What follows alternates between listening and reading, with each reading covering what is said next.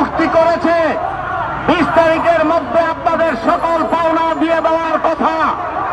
অত্যন্ত দুঃখের বিষয়, সরকার, শ্রম মন্ত্রণালয় সবাই এই বিষয়টি অবহিত হওয়ার পরে এই পাওনা আদায়ের কোন ব্যবস্থা এখন পর্যন্ত নিচ্ছেন না।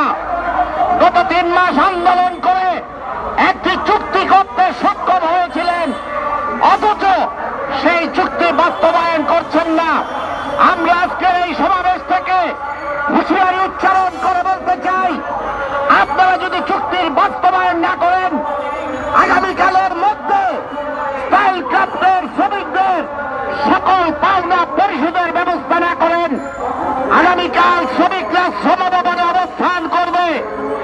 শ্রমভবনে অবস্থান শেষে শ্রম উপদেষ্টা সহ প্রধান উপদেষ্টার কার বাড়ি ঘেরাও করতে হবে, কার্যালয় ঘেরাও করতে হবে, আমরা সেই সিদ্ধান্ত নিব।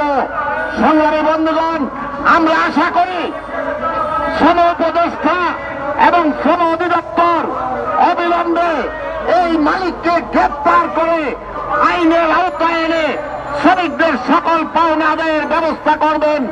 অন্যথায় সারা বাংলাদেশের সকল শ্রমিক সংগঠন আপনাদের এই